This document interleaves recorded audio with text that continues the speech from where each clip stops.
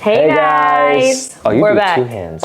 Yeah. Okay, I'm sorry. I'm still new here, guys. I'm still new. You want to be a part of it? Yes. Ready? Hey guys. We're back. We're back. And better than ever. We're also in our new apartment. Whoa, we gotta give you guys a tour.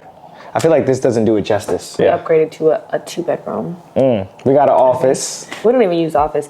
I swore we were gonna need this office. I don't know why I thought we needed it, but I will say it is just nice to have the extra space. Honestly, the office is kind of like storage. That's terrible. We need to get to, listen guys, we're gonna get into the office and we're gonna handle business, we promise. I like to handle business and relax. Maybe on the couch. You like to handle business in the bed. Or in the tub. No pun intended.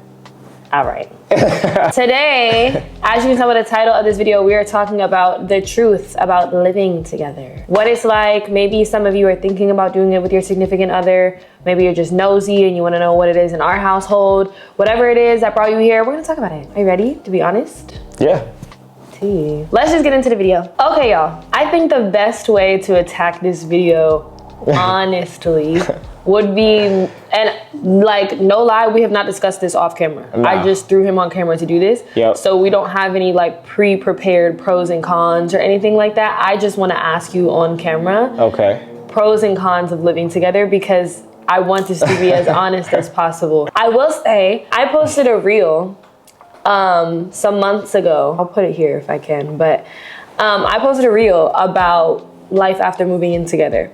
And it got mixed reviews. Like, some people were like, oh my God, yes, I love this, and tagging their, significant other. And then other people were like, this is the dumbest decision you could ever make. Why would you move in with somebody before marriage? Right? So it ended up being this big debate. Now, here's what I had to say about that, because maybe some of y'all were gonna feel the same way. I think before committing to doing life with somebody under God, I need to know that we can coexist. I think that is really important. You might think you are so compatible on every other category on paper, but until you have to live with somebody, until you are with them every single day, things change. And there are a lot of people that move in together and they literally hate each other. And so it's like, I'm not against living with somebody before you commit your entire life to them, because you will have to do life with them, and maybe you just aren't compatible. Maybe that toilet paper over or under is like a deal breaker. Or or maybe that's like a pet peeve that ruins their daily, quality of life. I would say, I think it's important to know somebody for real, and I don't think you know somebody for real until you live with them. Hey, I mean, I'm right here with you. And really, to really piss everybody else off that had so much to say, we've been living together since the first day we were dating. Yeah, like, not in the same apartment, but like, we didn't leave each other after we got My together. stuff was over his house. His stuff was over my house. There was no nights that we were sleeping separate unless one of us were in a different state. We had a pet together before we moved in together. Yes. And once, I mean, we were already together 24/7, but once that happened, then it was like super like, okay, we have a little baby child now. And we've been living together for like 2 years now. Isn't that crazy? We moved in together at the end of summer 2023.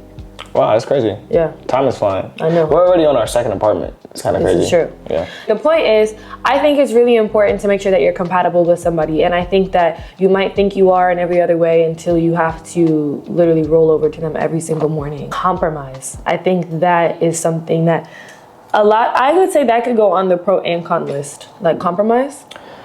Yeah, for sure. I mean, definitely there is compromise in living with somebody. But I don't really feel like I overly compromise here, or maybe it's just because I don't mind it, like there's nothing that I'm like, this is my thing, and this is something I want to say. Like, if you genuinely like the person that you're dating / moving in with, then it isn't going to be too much of a headbutt. Like, we get along. I don't feel like we've genuinely had situations where it's like, oh, this is miserable. You know what it is?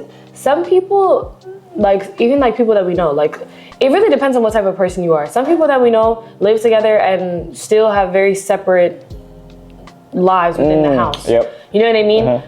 I don't know if that's like everybody's vibe, but like for us, like he's not watching something and I'm watching something else, or he's not like, if we're watching something, we better agree. You know what I mean? Unless it's sports. If it's sports, you can have a child.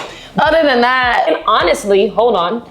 If we're really talking about it, for example, right? When we first started dating, his like favorite genre, I would say, was like action movies, very boy. And I have been a psychological thriller person since very, very young. Yep. And he wasn't really like super versed on that category.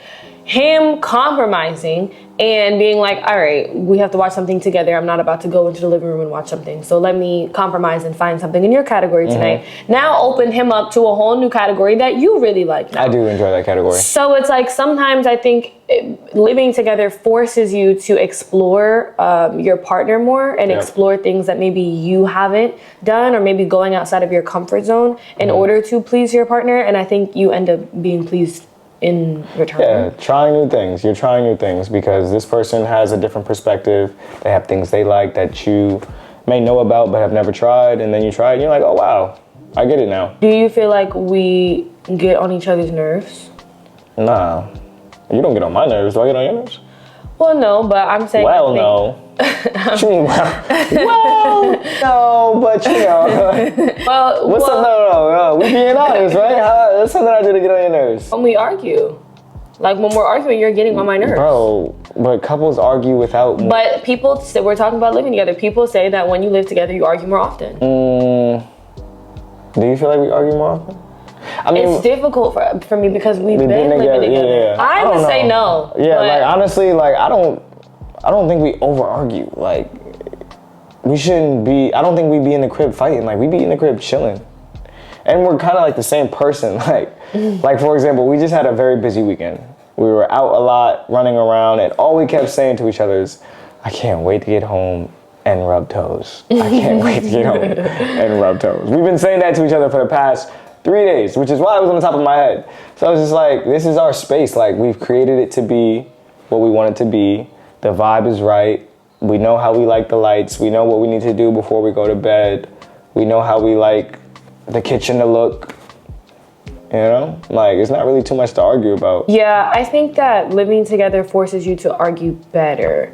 Because it's like, I don't know. If I'm like forced to be in your space, I can't just be like, all right, I'm going to my crib. I'm done. Like I can't. This is our crib. Where are you gonna go? That's a good point. That's a really good point. At the end of the day, if you live together, it's kind of like, all right, if we don't resolve this, the house is gonna feel miserable. Like even if you do go to the other room, it's like we're both in different rooms with like attitudes. Like I think living together, I just honestly think above all else, and I know people have different opinions, but I think living together is gonna show you whether or not you're gonna make it or break it. Beyond the things that we were talking about preferences and stuff like that, it's like, can you communicate effectively? Can you find resolution? Can you coexist? Can you compromise? Yeah, there's so many things about living together that really forces you to like look into the foundation, I think, of your relationship. Yeah,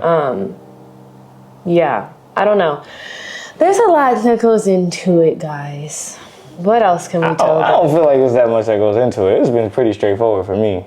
Has it? Yeah, I mean, on my end, like, it's been smooth sailing. Like, the hardest part about moving in together was, like, getting all of our stuff in one place. Other than that, I don't really feel like it's been, like, this tough journey. I'm not going to sit here and even try to act like it has been. Like, I think it falls back to I genuinely like you as a person. I feel like you genuinely like me as a person. And yeah, we're gonna butt heads because we're in a relationship and we're gonna have relationship arguments. That's fine, that's cool, but other than that, like, there's no real fundamental issue. And I think back to what you were saying, being in such close proximity with somebody and not being able to go to your house or go to your room because your room is y'all room, that will show you, like, do you really like this person? Does this person really like you? And are you guys aligned? And I just feel like us moving in together has showed us that we are aligned. And not that you guys should go sign a lease to figure out if you're aligned. I think there's other ways to figure it out, but I'm just saying, you may feel like, oh yeah, this person's the love of my life, and then move in with them and be like, they leave their socks by the tub and I hate that. You know what's something that that's making me think of? My therapist, shout out to my girl, the best ever. Sometimes, in a relationship or not, it's difficult to see things from a different perspective. That's why a therapist is so useful, to listen, hear you out, and to show you a new perspective. Maybe your partner's perspective, your friend, whoever it is. Which is why today's sponsor is BetterHelp. BetterHelp is on a mission to make starting therapy easy. And they can give you advice and techniques that help you make better choices in your life. You'll fill out a questionnaire and then you'll be matched with a therapist in as little as a couple days. And you can easily switch therapists at any time. It's no extra cost if the first one isn't the right fit. With over 7,000 reviews and a 4.3 rating on Trustpilot, BetterHelp is a platform that you can trust. So click the link in the description or go to betterhelp.com/Taty and get 10% off your first month of therapy. Thank you to BetterHelp for sponsoring this video. And for keeping the household sane. All right, let's get back into the video. But my therapist told me a long time ago, it's really important for women especially, I guess men too, but this is for the girls. It's really important for women to make a non-negotiables list. And I say women specifically because we tend to move the goalpost of what we want to try to fit somebody into the mold of what we want. Sometimes they're just not gonna fit. So I think you need to make a list of non-negotiables. And if he is not going to compromise and become, that mold of what you need as a woman, if he doesn't feel like a man has to feel on his own, like, this woman serves so much in my life that I'm willing to start to shapeshift, because she's probably had to shapeshift, and she's probably had to deal with things. So if that man doesn't feel like that, there's nothing that you can do. There's not a certain amount of love that you can give him that will make him shift. So it's important for you to have a list of non-negotiables and to revisit that every so often and say, am I getting this? Am I getting this? Am I getting this? And if I'm not, how much longer am I going to wait that out? Because there is somebody that will give you those things on that list. And so if the non-negotiable is, I need my toilet paper to be rolled the other way, and you express to your partner, this is really, really important to me for whatever reason, and they're like, I don't care, this is also really, really important to me, then you might have to say, okay, God bless. Find the person that likes the toilet rolled the other way. Like, it just depends. Like, seriously, even about, more serious things. If you need a partner that prays with you every single night, maybe somebody's like, I don't care to pray at night, I want to get right into the bed. That might be a non-negotiable for you, and you might need to readjust. And so I think if you're going to move in with somebody, I think y'all should both discuss your non-negotiables about, how you live. And so give me a non-negotiable for you within the household. The household? I think a non-negotiable for me is like an angry mate. That's a good one.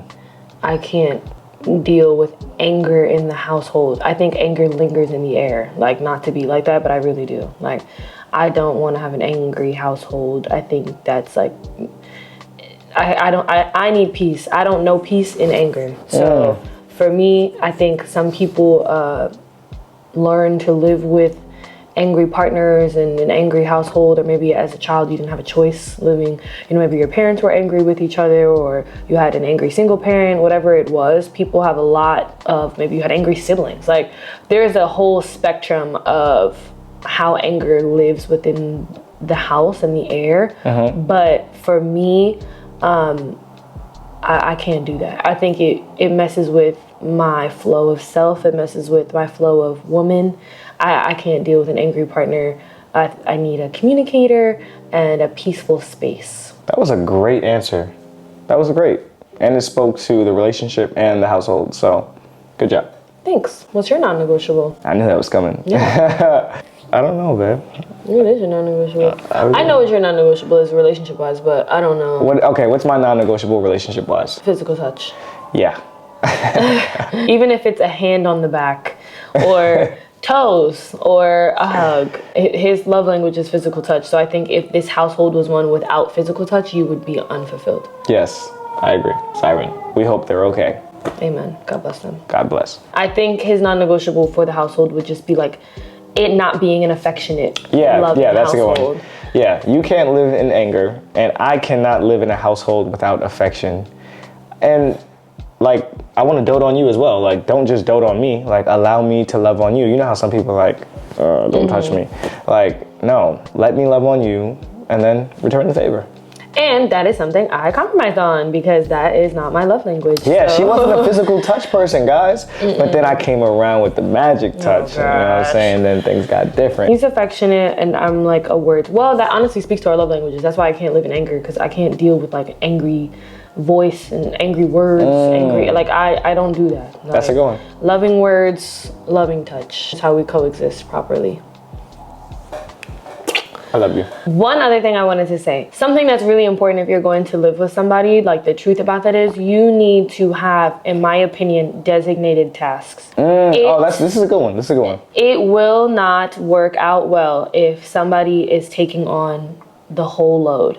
Somebody, and I don't believe in the whole 50-50 thing as far as like, oh, I do 50%. No, some days I'm going to have to do 80%. Other days he's going to have to do 80%. Some days I don't have it all to give you 50. I might only have 30. So it is what it is. But you should have a designated like, hey, I handle this, you handle this. So for us, I'm going to be the one that's cooking. He's probably doing the dishes. I'm not doing both. That's unfair. And I think that breeds a lot of resentment. And then sometimes when people live with each other for a certain amount of time, later on, they'll start to like hate each other. And they're probably like, how did you get why here? do you feel like that? Because the other person is just coasting, thinking it's all good. And their companion is like, bro, like I'm literally holding down the ship and I need help. It's important to speak up if you do need help. If you need help, you got to say it. Closed mouths don't get fed. And it may not be that your partner is being selfish, but maybe they don't realize because things have been going the way they've been going for so long that they're used to just doing whatever. But if you need help, tell them you need help. Especially my girls, because I think we know, not even I think, that like through society, it's always like, you know, women are supposed to do the cooking and the cleaning and the this and the that. And it's like, okay, and we need help. So I think we don't have a household like that where I'm responsible for every single thing in the house. I think that's outrageous. And I think that's why a lot of women and mothers and wives end up feeling unhappy or resentful towards their partner. And so I think to avoid that, like, for example, you might say right now, I could never resent my partner. It could happen. And after 5 years of cooking, cleaning, laundry, and making sure all the lights is off at night, you might be like, bruh. It's just a lot. On top of having to deal with yourself. And like, or for example, the emotional labor. Like, you need to make sure that your partner is also taking a load of the emotional labor in the house. Like, somebody can't be doing all the physical labor. Somebody can't be doing all the emotional labor, especially for my girls. Again, like, we tend to do that. So you need someone who's able to communicate with you well and to take on some of the emotional labor, to ask you the questions that you need, to be a safe space for you. You need somebody that's going to help you with the physical labor as far as, you know, divvying up the tasks in the household. You need somebody to help you with the mental labor of, you can't be the one remembering all the appointments and all the birthdays and all the everything. Somebody else needs to be in the house and remind you, hey, we have maintenance coming today. Rent is due on the da-da-da. Well, you guys should know when rent is due. Well, yeah. But, you know, like, some people don't pay attention to it because somebody in the house is thinking about it. And well, for those who don't know, rent is due on the 1st. I don't know. There you go. There is a mental load that I think people take on as well, as far as being the one to remember all of the things that are happening as far as appointments and visits and whatever's. And you need to have a partner if you're going to live with somebody, even if it's just a roommate. You need to have somebody. If you're going to live with somebody, somebody needs to help you with all of those labors. It can't just be you, or you will literally hate them. And I don't want that for y'all. I don't either, even though I'm new here and just meeting you guys. I don't want that for you guys. If you have pets, I feed our cat. And I scoop his litter. I feel like that's a boy job. That is I don't want to do that. Or like, I take out the trash because that's a boy job. I'm not going to have her take out the trash, you know? That's such a boy job. I'm not going to do that, but I'm going to cook because, and you know, it's so funny. Who was I talking about this? With the whole cooking thing, right? It's like sometimes, let's say I'm tired and I took salmon out. Sometimes he'll be like, oh, I'll cook it. And I'll be like, oh Lord, let me just get over the pot. Like, yo! Oh Lord, forget it. Like, let me just, oh. Well, that might be the time. Let's not even get too deep into that. Point is, even if you know that there's a job that you think you do a little bit better, or there's a job that you prefer to do it, leave the rest up to your partner. Yeah, and I appreciate you. I love you, and thank you for all that you do around here. You too. Okay, y'all. Light died on us before we could get out any of our secrets. So That's our cue. That's our cue to go. Thank you so much for watching. If you have other questions about living together, anything at all, talk to us in the comment section. We'll be chatting with you guys down there. Make sure you like, comment, and subscribe. Also, subscribe to Dante's channel. Yeah, guys, I'm making content now. I got a YouTube channel. Is. I got a podcast. We have a couples page, Tiz and Taty, so go follow that. We're putting out a lot of dope stuff, just giving you guys more insight into our relationship and who we are. So go check us out. Period. Okay, y'all. I'll see you in the next one. Do you have a sign off? Bye, guys. The other way is crazy. Ah! No. Bye.